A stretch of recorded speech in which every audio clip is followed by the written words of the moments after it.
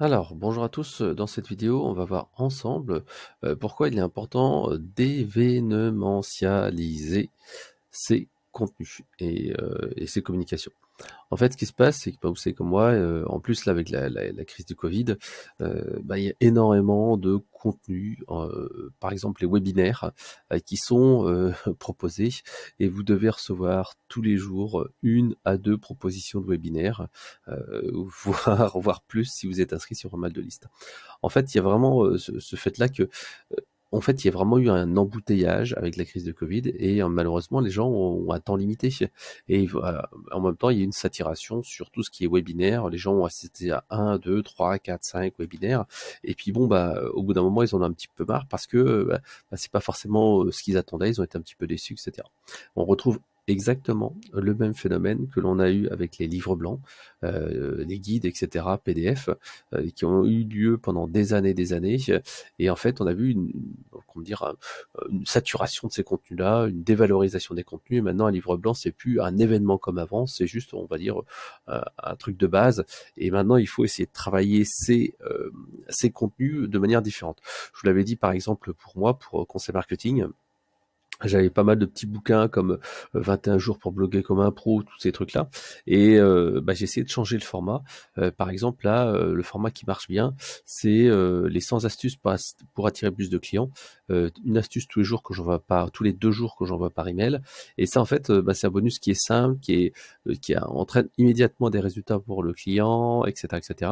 Et donc, c'est bien sûr un truc gratuit, hein, mais c'est quelque chose qui bah, a beaucoup plus de succès. Alors, pour tout le reste des contenus, c'est la même chose.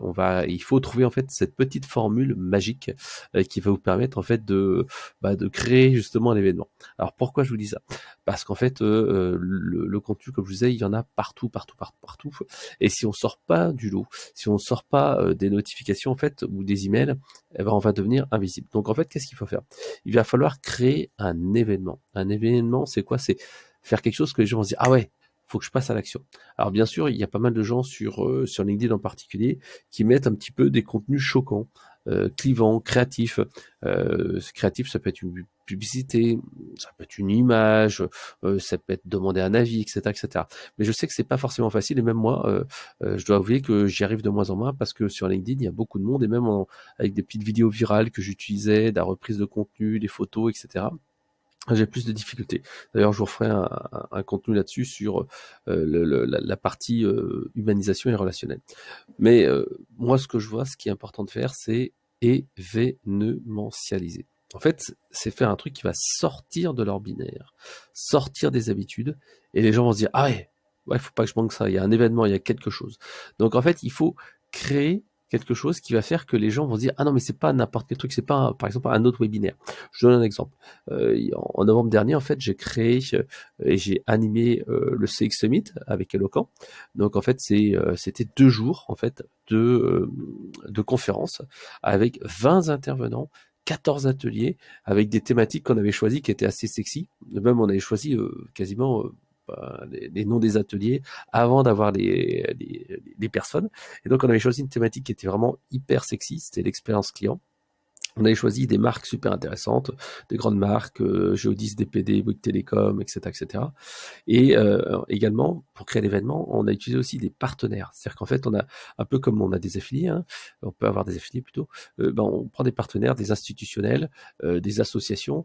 Ça peut être aussi des influenceurs qui sont là en fait pour créer l'événement. C'est un petit peu comme le Rocket Launch Formula ou le Product Launch Formula, comme on le dit, qui est en fait de créer l'événement de Jeff Walker.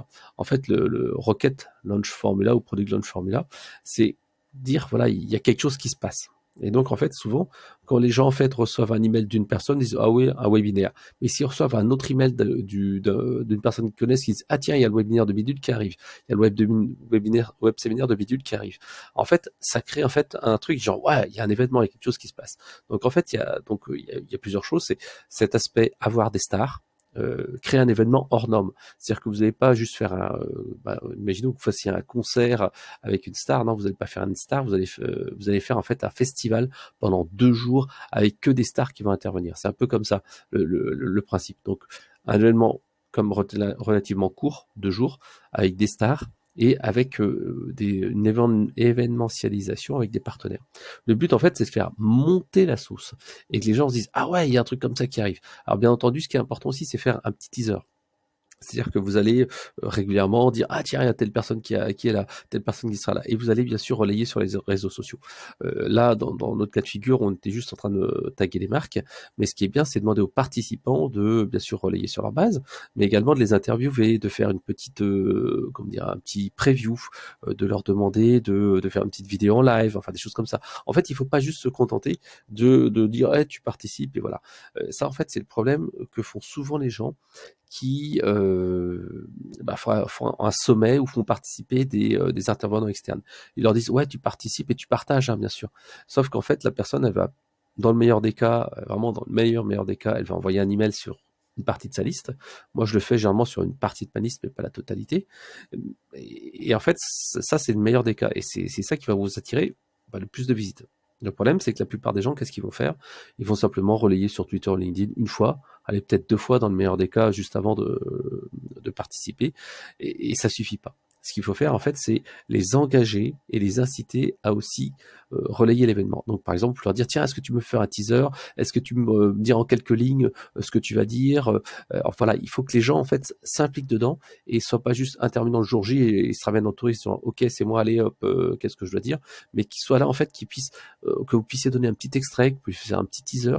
Et ça, en fait, les gens vont se dire, ah ouais, il y a ce truc-là, il y a ce truc-là, il y a ce truc-là. Après, il y a bien sûr aussi tout ce qui compte au niveau de l'événement. Moi, ce que je constate, c'est que ce qui marche quand même le mieux, enfin moi, ce que j'aime bien faire, c'est 15 jours, 3 semaines avant, faire les inscriptions. Parce qu'en fait, il y a pas mal de gens qui ont des plannings bookés et leur dire 15 jours avant, c'est pas mal. Ensuite, vous continuez à faire deux emailing, un emailing à peu près une semaine avant et un emailing à peu près 3 jours avant. Et en fait, souvent, on est assez étonné que l'email 2-3 jours avant, il arrive en fait à faire remplir pas mal. N'oubliez pas aussi tout ce qui est relance derrière des gens. Hein, je vais pas rentrer dedans, mais une petite alerte 1 heure avant, le jour avant, avec par exemple, tiens, voilà, il y a un programme, il y a un guide bonus, il y a une vidéo. En fait, faites pas juste envoyer une relance de tiens, hey, c'est demain, on vient assister à mon truc. Essayez de leur apporter à chaque fois un petit peu de valeur. Par exemple, si c'est un événement physique, là malheureusement c'était pas le cas, mais si c'était un événement physique, c'est leur dire, eh tiens, n'oubliez pas la carte pour vous rendre demain et le planning complet en PDF. Voilà. Donc vous pouvez, ça c'est un exemple, mais en webinaire, vous pouvez très bien dire, tiens, il y a une personne qui a pas participé à l'événement parce que c'est arrivé un peu trop tard, mais voici déjà son intervention. Vous voyez, c'est super intéressant. Donc faites un mini teaser comme ça avec une personne qui ne participe pas, mais qui aurait pu participer ou des choses comme ça. Ou alors vous faites aussi un petit teaser. Moi, je l'avais fait une fois ou deux en disant ouais voilà ça va commencer. J'avais fait un teaser pour les participants et un teaser pour les non participants pour leur dire hey, regardez il y a telle marque qui apparaît et qui va venir etc. Donc voilà c'est créer cet événement et le maintenir. Deuxième manière de créer l'événement, c'est offrir quelque chose gratuitement qui est normalement payant. En fait, il faut le faire plus qu'une simple promo, qu'un simple contenu intéressant. Il faut offrir ce que les gens ont l'habitude de payer. Par exemple, en fait, pendant le premier confinement, j'ai offert en fait ma formation Marketing Automation à toutes les personnes qui le demandaient et qui avaient besoin de se former. J'ai relayé cette information sur quelques groupes Facebook, des sites d'entraide, et j'ai même envoyé ça sur une petite liste. Et en fait, ça m'a généré énormément d'inscrits en fait à ma liste avec une petite formation qui valait 25 €. Et grâce à ça, après, j'ai fait un upsell vers d'autres produits. Alors, le but, c'était pas de faire de l'upsell vers d'autres produits, hein, je vous rassure, mais c'était vraiment d'aider les gens. Mais en tout cas, ça m'a vraiment permis de créer un événement et les gens se disent ah ouais waouh c'est super, faire connaître un petit peu ce que vous faites. Alors bien entendu il faut que vous offriez quelque chose de qualité, il faut quelque chose bien sûr que d'autres personnes ont l'habitude de payer, mais quelque chose qui vaut quelque chose, qui a de la qualité. Voilà. Alors, cette technique, vous pouvez également l'utiliser, offrir ce qui est payant, par exemple, à l'offrir à des influenceurs, à ses meilleurs clients, pour récolter tout simplement un feedback, mais aussi des avis clients. Voilà, ça c'est la petite astuce. L'autre point également qui fonctionne très bien, et je l'ai également mis en place 2 fois cette année, c'est l'étude sectorielle. En fait, en plus avec tout ce qui est la crise sanitaire, les gens sont friands d'études. Qu'est-ce qui va se passer? Un état des lieux, les bonnes pratiques, la vision, qu'est-ce qui va se passer en 2022, etc., etc. C'est un bon moyen de faire 2 choses. Un, aller à la rencontre de vos clients et prospects pour leur dire hey, je fais une étude, est-ce que vous pourriez me donner votre avis? Et en fait, ça, c'est un bon moyen parce que les gens, souvent, c'est pas répondre qui les intéresse, mais c'est d'avoir les résultats.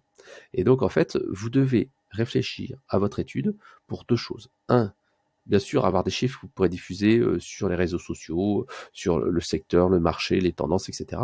Mais deux, vous dire, mais moi, je suis le répondant à l'enquête, qu'est-ce qu'il va y avoir pour moi là-dedans? Et moi, par exemple, ce que j'aime beaucoup faire, c'est des enquêtes qualitatives avec tout simplement des bonnes pratiques et des conseils qui vont être partagés. Et ça, c'est vraiment bien parce qu'en fait, les gens vont dire « Ah, moi, j'aimerais bien avoir les bonnes pratiques et tout ça, ça m'intéresse. » Donc ça, c'est vraiment bien. En plus, pour cette étude-là qu'on avait fait, on avait crawlé en plus le web avec des outils d'analyse sémantique d'Eloquent, et ce qui apportait en fait une vision encore plus pro, parce que c'était pas juste une enquête comme ça qu'on balançait auprès de quelques centaines de personnes, c'était vraiment une analyse de 10 ans d'Airbatim. Voilà. Donc ça permet de faire vraiment un bon état des lieux, et avec ça, vous pouvez le déployer après sous la forme d'infographie, sous la forme de livre blanc, etc., etc. Et ça permet de créer un véritable événement. Voilà. L'autre point également, mais ça c'est plus compliqué à faire, c'est sortir un livre papier. Alors vous allez me dire, waouh, sortir un livre papier c'est compliqué parce que je dois tout simplement trouver un éditeur, etc., etc. Je dirais oui, ça c'est dans le monde idéal, mais en fait vous pouvez très bien auto-publier votre livre blanc. Alors vous avez deux possibilités. Soit en fait vous utilisez Amazon avec KDP. Alors personnellement je trouve ça moyen pour plusieurs raisons, parce qu'en fait, oui, vous allez pouvoir imprimer un bouquin, oui, vous allez avoir toute la puissance d'Amazon pour produire on demand, etc., etc. Vous allez même gagner de l'argent, mais le problème, c'est que je trouve que le rendu n'est pas toujours génial. C'est pour ça que moi, ce que je vous conseille de faire, c'est plutôt de passer par un imprimeur pour pouvoir en fait avoir la main sur les bouquins. Ça vous coûtera plus cher, parce que vous serez obligé d'en faire au moins une centaine d'exemplaires, hein, c'est le minimum. Mais en fait, ça vous donnera quand même la main dessus. Vous pourrez avoir une belle couverture, vous pourrez dédicacer les produits, enfin les livres plutôt, et les envoyer. Et en fait, ça vous permet d'avoir un statut entre guillemets d'expert. Donc bien entendu, quand vous faites ça, vous recevez vos bouquins, vous les dédicacez et vous envoyez un petit message super sympa à la personne. Par exemple, là, il y a pas longtemps, j'ai reçu en fait un bouquin sur LinkedIn, et c'était assez intéressant. C'était un bouquin de Christopher Piton, à la conquête de LinkedIn. Alors lui, il a été publié aux éditions Erol, mais ce qui est vraiment intéressant, c'est que voilà, il me l'a envoyé à moi et puis il me dit pour Frédéric, auteur et blogueur que je suis depuis des années sur conseil marketing, blablabla, tes articles m'ont accompagné. Aujourd'hui, j'écris un livre qui te parlera sûrement. J'ai sans doute rien à t'apprendre, mais quelque part, tu m'as aidé à construire ce livre. Vous voyez un truc un petit peu sympa où on n'est pas tiens un bouquin où tu vas apprendre des trucs, mais on est vraiment dans l'aide. Et ça, vous l'envoyez à des influenceurs, vous envoyez éventuellement à des journalistes, mais moi je vois dans le domaine du journalisme, malheureusement, le bouquin, ça marche de moins en moins parce que les gens, les journalistes sont quand même moins enclins maintenant à parler de livres. Voilà. Mais c'est toujours possible de le faire sur des magazines spécialisés, magazines généralistes, j'y crois pas, sauf si vous parlez d'un sujet qui est super à la mode, qui est lié au Covid, qui est lié à la digitalisation, etc., etc., etc. Voilà. Avec le bouquin, essayez de créer un press kit. Si vous voulez avoir une mini chance d'être visible auprès des influenceurs et peut-être, je dis bien peut-être auprès de journalistes, c'est tout simplement créer un press kit, c'est-à-dire que vous avez le bouquin et vous allez mettre dans la boîte ou dans le carton ou dans l'enveloppe en même temps un petit truc qui va faire un effet waouh. Par exemple, imaginons que vous sortiez un bouquin sur LinkedIn. Vous allez donc envoyer le bouquin LinkedIn, mais vous allez par exemple envoyer aussi un petit porte-clés, vous allez envoyer un bouquin, un crayon. Vous allez peut-être envoyer sur LinkedIn, je sais pas, si c'est sur la prospection sur LinkedIn, peut-être une clé USB avec la formation vidéo ou un truc comme ça. Vous allez envoyer, je sais pas, un faux packaging, c'est-à-dire que vous allez prendre en fait une boîte, une boîte de céréales ou une boîte comme ça, et vous allez coller dessus avec vos imprimantes. Vous allez imprimer un beau truc. Une fausse couverture par exemple sur une boîte de céréales ou sur une boîte de bonbons. Vous faites imprimer des bonbons, par exemple, ça coûte pas très cher. Imprimer des bonbons sur mesure avec un logo ou un truc comme ça. Et donc en fait, comme je disais, vous prenez en fait une boîte de bonbons, une boîte de céréales carrée, vous imprimez une fausse couverture avec votre kit par exemple d'énergie, vitamines pour prospecter sur LinkedIn, et vous collez en fait sur la boîte votre fausse photo de livre Et en fait, vous dites, voilà le bouquin, puis un kit de vitamines qui est en fait, je sais pas, un paquet de bonbons avec une boîte avec des bonbons à l'intérieur. Voilà. Alors, le but, c'est créer un petit peu l'émotion et se dire, ah, ouais, c'est pas juste un bouquin. Vous allez en fait créer un petit truc. Voilà. Alors ça, c'était les petites astuces, mais il y en a plein d'autres. Là, je vous ai dit 3-4 astuces qui fonctionnaient bien, mais si vous voulez créer l'événement, bah, vous pouvez également faire appel à une star pour, par exemple, une interview, pour un webinaire. Bon, après, là, actuellement, organiser un événement physique, mais bon, voilà, c'est compliqué, mais why not?